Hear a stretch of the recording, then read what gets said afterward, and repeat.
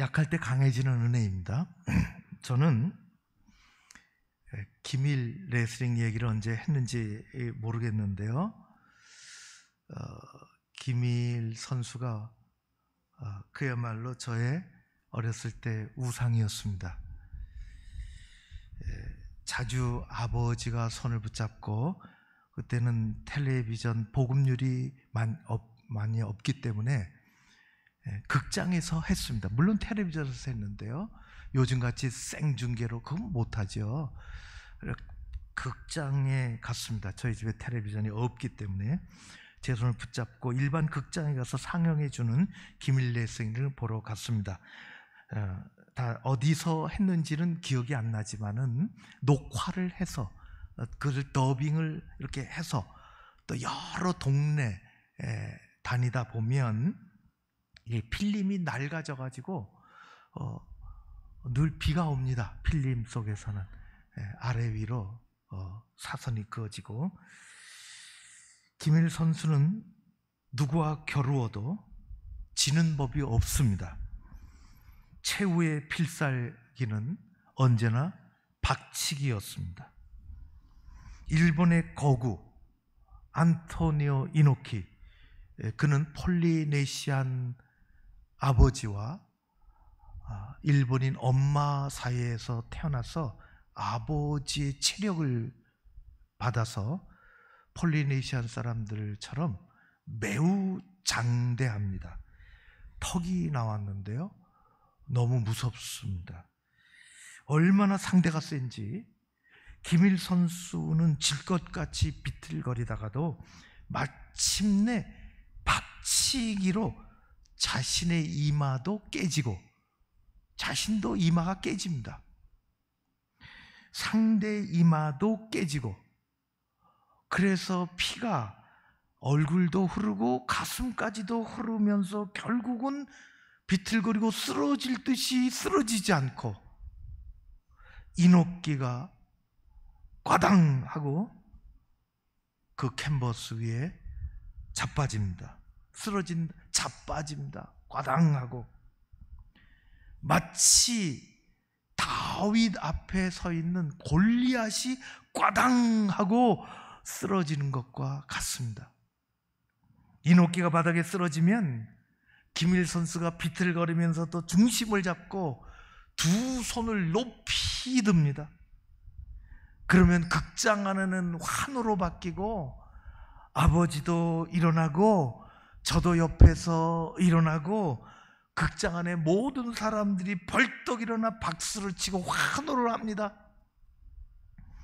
지금까지 기억이 생생합니다. 정말 어느 광고처럼, 지금의 요새의 광고처럼 통쾌하고 상쾌하고 유쾌한 추억입니다. 아버지가 왜 그렇게 데리고 다녔을까? 혼자 가기 좀 그랬고, 저를 또 좋아하셨고, 또 그 시대에 참 보릿고개 넘기 어려운데 그런 힘으로 그런 힘으로 다시 힘을 내고 살아가던 우리의 어르신들의 삶입니다.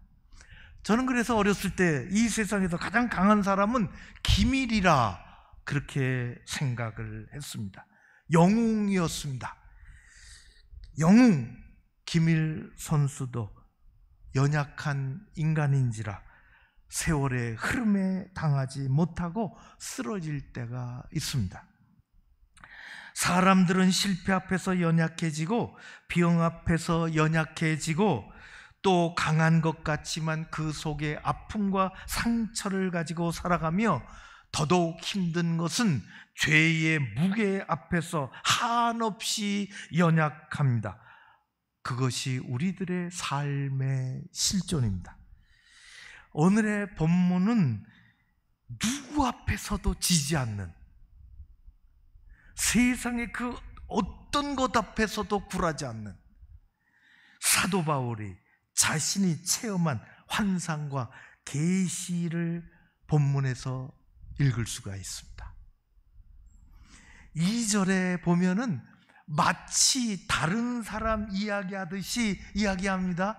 내가 그리스도 안에서 한 사람을 알고 있는데, 자기 이야기입니다.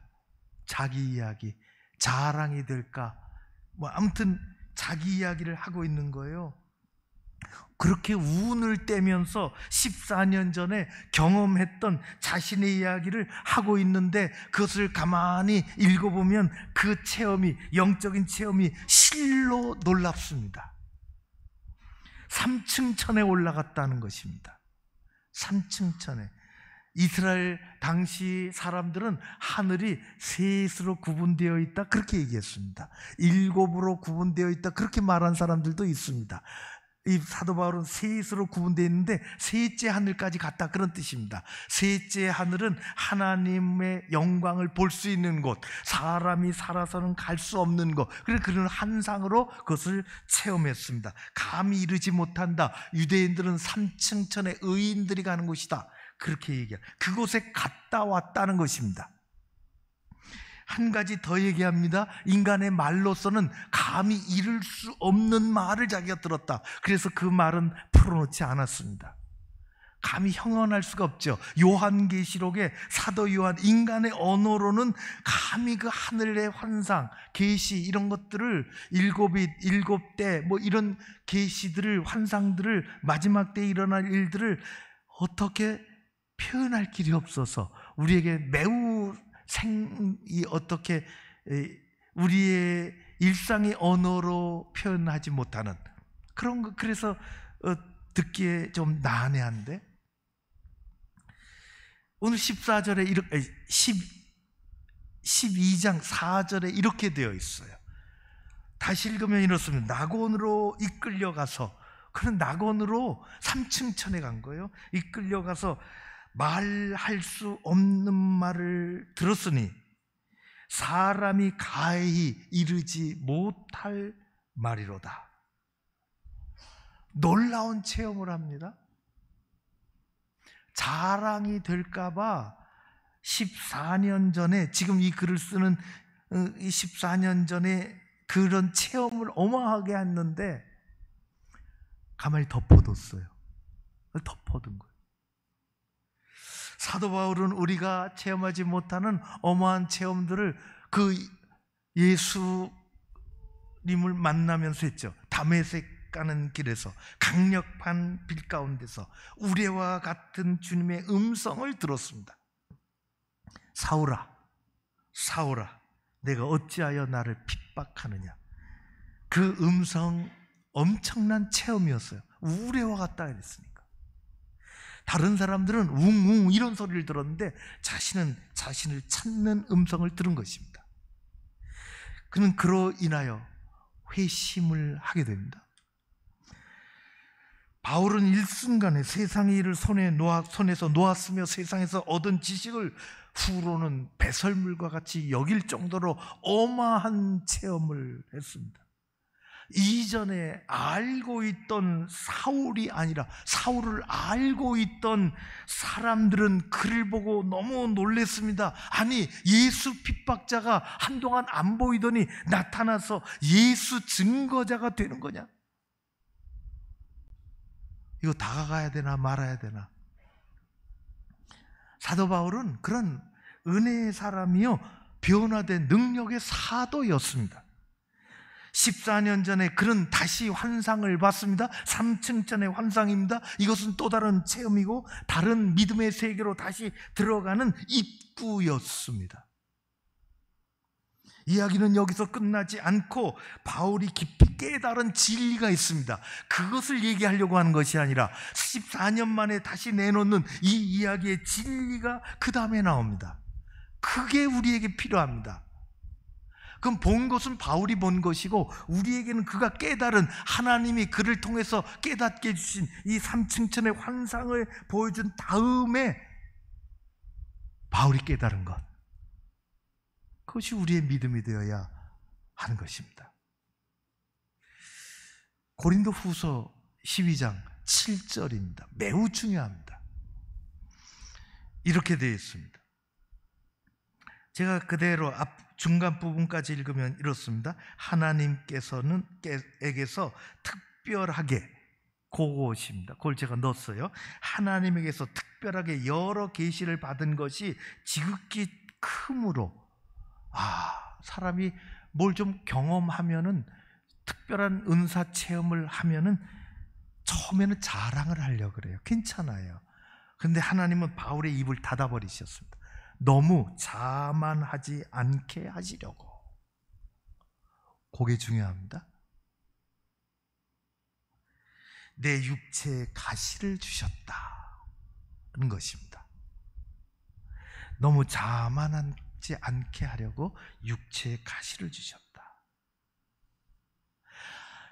하나님께서는 바울의 몸에 육체의 가시, 육체라고 했어요. 몸에 박힌 가시 같은 육체적인 고통이나 어떤 질병을 주신 것입니다.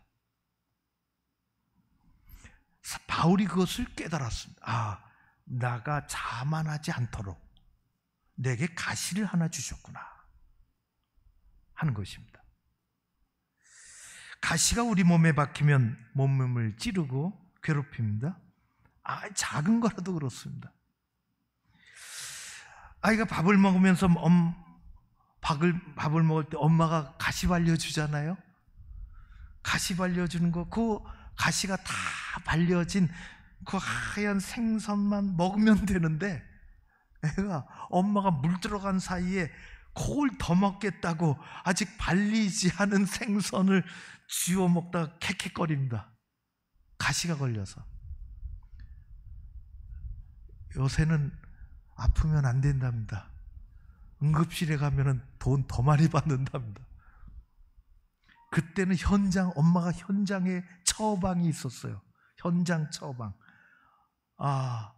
맨밥 한술 꿀떡 삼켜라, 그런 것입니다. 시장에서요, 여자 둘이 싸웠습니다. 팽팽하게. 어떻게 싸우다가 어떻게 한 여자가 옆에 있는 큰 선인장 화분에 걸려서 비틀비틀 주저앉고 말았습니다. 엉덩이에 선인장 가시가 수북하게 박혔습니다. 어쩔 수 없이 그 엉덩이에 가시를 빼니라고 그분이 싸움에서 졌습니다. 가시가 박히면 마지막 하나라도 뽑아야 합니다. 사도 바울을 괴롭혔던 가시, 육체의 가시가 뭘까? 그에게 지속적으로 고통을 안겨준 질병이 어떤 것이었는지 성경에는 사실 정확하게 나오지 않습니다. 그래서 또 연구하죠. 심한 두통이라는 사람도 있고요. 그래서 찡그려서 심각한 안질이다, 그런 성경에 지목이 되지는 않지만은 그렇게 설명할 만한 부분들이 있어요. 성경에 가끔 보면은 내가 이제 친필로 쓴다, 그렇게 돼 있어요. 큰 글씨로 쓴다. 안질이 너무 심해서 시력이 매우 나쁠 수 있다는 것이에요. 아무튼 매우 그것 때문에 괴로웠습니다. 영적으로 오묘하고 신비한 체험을 했음에도 불구하고 그에게는 떨쳐버릴 수 없는 아픔이 생긴 것입니다. 이렇게 마음먹을 수 있어, 사람은. 이것만 아니면 난 날아다닐 텐데, 이것만 없으면 하나님의 사역을 더 잘할 수 있을 텐데. 사실 그런 건 없어요. 복권 사갖고, 저에게는 그런 경험이 없는데 누가 말이지 복권 사갖고 와서 목사님 기도해 주세요, 이것만 되면,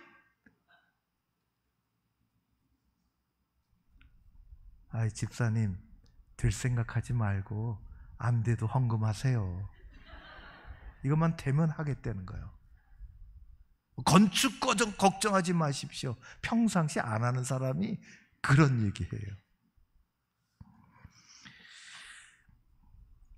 바울은 자신의 육체를 찌르는 가시를 제거해달라고 오늘 본문에 읽어보니까 3번 기도했다고 했어.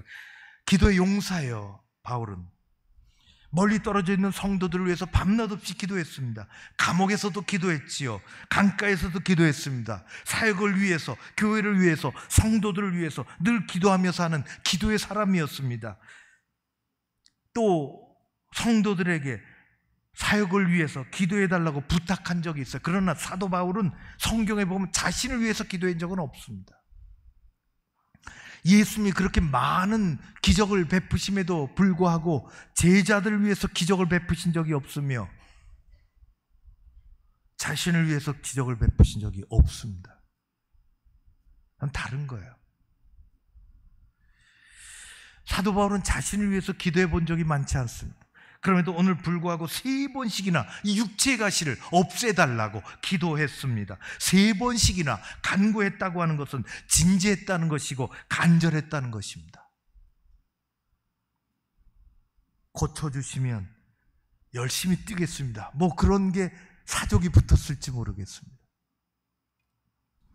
하나님은 그러지 않아도 열심히 뛰어야 돼. 그런 것입니다. 얼마나 놀라운 진리입니까? 조건이 만들어졌다고? 아니요. 돌아온 하나님의 음성은 아니라는 것입니다. 내게 준 은혜가 내게 충분하다. 그 은혜가 얼마나 큰지 내게 준 은혜가 충분하다. 사도 바울은 하나님의 그 말씀을 듣고 낙심하거나 상처받지 않았습니다. 아, 그런 것이구나. 이 오묘한 은혜, 이 역설적인 진리, 나에게 이르시기를 내 은혜가 내게 족하다. 이는 내 능력이 약한 데서 온전해짐이라 하신지라. 9절 10절. 그러므로 도리어 크게 내가 그것을 깨닫고 기뻐함으로 나의 약한 것들에 대하여 자랑하리라. 약한 것 괜찮다. 이는 그리스도의 능력이 어떻게 해요? 내게 머물게 하려 함이라. 내가 약해서 하나님 함께 하시는 것이다. 그리스도의 능력이 내가 강해서 있는 것이 아니라 내가 약하기 때문에 있는 것이다. 그것을 깨달았어요. 내게 주님의 능력이 나타나는 것은 내가 강하기 때문이 아니라 오히려 약하기 때문이라. 내가 완전하고 완벽하고 잘나서 주님의 은혜가 내게 머물러 있는 것이 아니라 내가 부족하고 아프고 힘들고 연약하기 때문이로구나. 내가 약할 그때에 비로소 주님으로 말미암아 강해진다. 것입니다. 우리가 그래야 되고 교회가 그래야 됩니다. 뭐가 다 갖춰지면 안 됩니다. 우리에게는 그럴 수도 없고 기도 제목이 다 사라진 세상 살아갈 수가 없습니다. 교만해서 살아갈 수가 없어요. 이것은 우리가 약할 때 주 안에서 오히려 강해진다는 역설적인 진리입니다.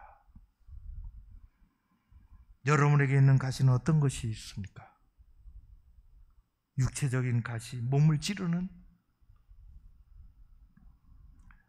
그것 때문에 하나님의 일 못할 것 같지요? 더 잘할 수 있습니다. 우리의 생활을 힘들게 하는 삶의 가치, 경제적인 삶의 가시, 경제적인 가시, 경제가 갖춰졌다고 하나님의 일을 열심히 하는 거 아닙니다. 교회가 서는 거 아닙니다. 오히려 그게 가시가 돼요. 부패의 가시가 돼요. 우리의 마음과 영혼을 건드리는 영적인 가시 어떤 것이 있습니까? 다른 사람들은 다 멀쩡하고 괜찮아 보이는데 나만 혼자 이런 가시가 있나? 그렇지 않습니다. 누구에게나 다 있습니다. 그것이 하나님과 어떻게 연결되어지느냐 하는 싸움입니다. 하나님이 사랑하셨고 하나님이 사용하셨던 성경의 위대한 믿음의 사람들을 보십시오. 한결같이 크고 작은 가시들, 약점들, 방해꾼들을 가지고 있었습니다. 모세 보십시오. 모세가 완벽합니까? 그렇지 않습니다. 그러나 하나님이 부르시는데, 하나님 나타나셔서 부르시는데, 그래서 나중에 능력도 행하고 그랬는데, 호렙산 기슭에서 하나님이 부르실 때 그는 뒷걸음질 쳤습니다. 아니, 그렇게 떨기나무도 타지 않고 타들어가지 않고 불이 나고 뭐 음성도 들리고, 그럼에도 불구하고 그는 또 뒷걸음질. 저는 말이 신통치 않습니다. 이거는 그에게 심각한 것이었습니다. 말을 잘 못한다는 거, 이게 정말 힘든 거예요. 가서 뭐 한번 해대야 되고, 너 걱정할 거 없다. 내 대변인을 세울 거다. 너 대변인을 세울 거다. 엘리야는 거짓 선지자들을 싸우면서 하늘에 불을 내리기도 하고 능력을 행하는 기적의 사람이었습니다. 그러나 악한 여자 이세벨의 협박을 받으면서 영적인 권세와 세상의 용기가 다 사라졌지요. 사시나무 떨듯 부들부들 떨며 광야 동굴로 숨어들었습니다. 약할 때 주님 함께 하십니다.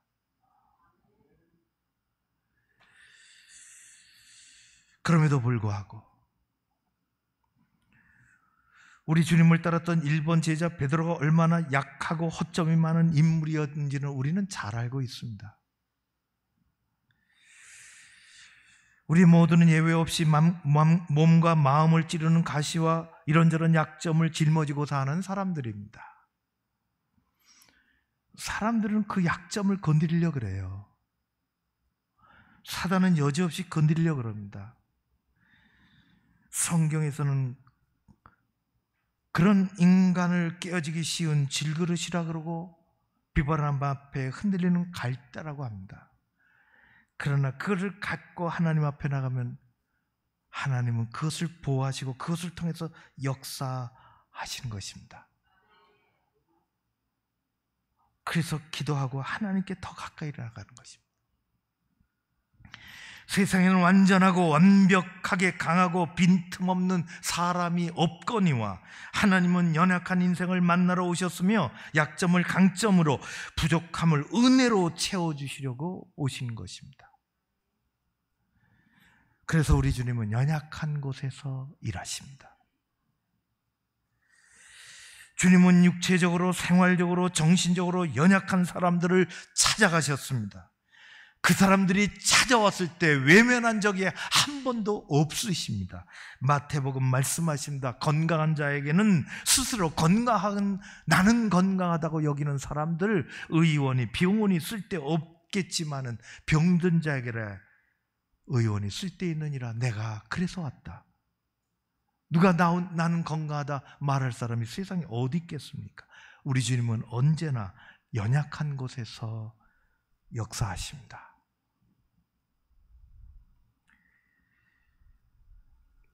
그럭저럭 교회 생활을 하던 집사님이 있었습니다. 교회 오다 말다 잘 나오시네. 그러면 못 나오시고 빠지고 그런 재미가 없습니다.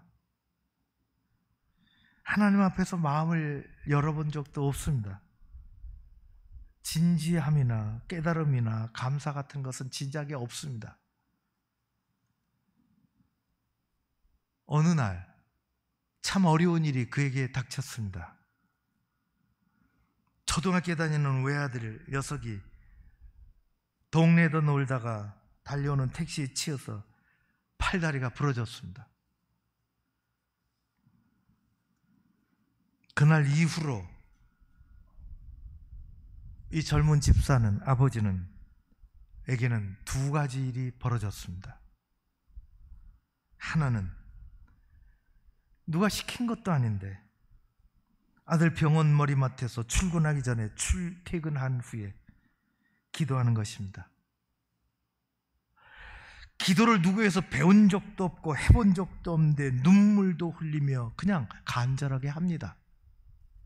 그게 진짜 기도입니다.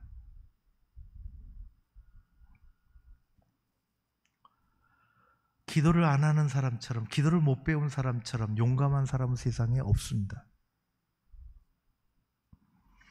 다른 하나는 이 눈 뜨고 있는 이 붕대를 하고 이 아들에게, 학교도 못 가는 이 아들에게 용기를 주고 싶고 희망을 주고 싶은데 할 얘기가 있어야지, 매일. 그래서 성경 이야기를 들려줘야 되겠다 생각했습니다. 하루에 하나씩. 야곱, 모세, 요셉, 다윗, 삼손, 다니엘, 예수님 기적 이야기 하나씩 조금이라도 뭘 알아야 얘기해 주지. 그래서 아들을 위해서 성경을 보기 시작했습니다. 그 사람들의 이야기를 어디서 구해서 읽기 시작했습니다. 순전히 아들을 위해서. 그는 어린 아들의 병상에서 자신이 어린아이가 오히려 되어 신앙에 눈을 뜨기 시작했습니다. 그는 더 이상 상식적인 그리스도의 상식적인 교인이 아니고 시시한 집사도 아닙니다. 제일 안타깝고 제일 힘든 사람은 상식적인 교인입니다. 구원은 상식 때문에 받는 게 아닙니다. 성경 지식 몇 가지 가지고 그거 아닙니다. 그에게 불현듯 다가온 가시의 고통 가운데서 하나님을 향하여 그는 서서히 눈을 뜨기 시작했습니다. 기도가 무엇이며 말씀이 무엇이며 알아가는 신실한 그리스도인이 되어 가는 것입니다. 시시하게 교회 생활하던 그 집사는 더 이상 겉모양 교인이 아니라 은혜를 아는 그리스도인이 되어가는 것입니다. 아들과 함께 되어갑니다. 연약한 곳에 하나님의 은혜가 임합니다. 바울을 강하게 했던 것은 약한 그에게 임했던 주님의 은혜가, 하나님의 말씀이 강하기 때문입니다. 우리가 약할 때, 기도하며 나아갈 때 주님은 그 약한 부분에서부터 일하십니다. 우리는 질거릇같이 던지면 깨지고 상처나기 쉽고 비바람에 휘청거리는 갈대와 같지만 강하신 주님 앞에 우리의 부족함과 연약함을 고백하고 기도하면 우리는 하나님의 손에서 세상 앞에서 강해지는 것입니다. 송명희 시인, 그는 매우 강한 사람입니다. 하나님의 능력은 이라는 시가 있어요. 짧은 시는 이렇습니다. 하나님의 능력은 약한 데서 강하여지고 하나님의 지혜는 미련함에 보이게 되며 하나님의 사랑은 가난함에 임하나니. 하나님의 빛은 어두운 속에 비춰지고 하나님의 생명은 사망 가운데서 움직이며 하나님의 영광은 부족함에서 나타나네. 바울은 깨지기 쉬운 우리 안에 하나님께서 예수 보배 넣어주셨다고 이야기합니다. 고린도 후서에 우리가 예수 보배를 질그릇에 가졌으니 이는 능력이 심히 큰 것이 하나님에게 있고 우리에게 있지 아니함을 알게 하려 함이니라. 우리는 하나님의 언약의 백성이요 축복의 통로입니다. 강해져야 합니다. 그러기 위해서 하나님 앞에서 약해지는 것입니다. 여러분과 여러분의 모든 일들이 우리에게 왜 약점이 없어요? 연약한 부분이 있습니다. 우린 그것을 대체적으로 조금씩 가리고 삽니다. 괜찮습니다. 하나님 앞에는 내놓습니다. 하나님이 주신 것입니다. 또 그것을 하나님께서 그걸 통해서 일하시고 영광을 거두실 줄로 믿습니다. 그것이 믿음입니다. 그것이 하나님의 은혜입니다. 하나님의 은혜는 강한 것입니다. 겉모양의 교인이 아니라 신실한 그리스도인으로 살아가는 우리 모두, 그래서 교회가 더 강해지고 든든해지고 하나님 앞에 부족함을 체험받고 나아가는 우리 모두 되어지기를 주의 이름으로 축원합니다. 고마우신 아버지 하나님 감사합니다.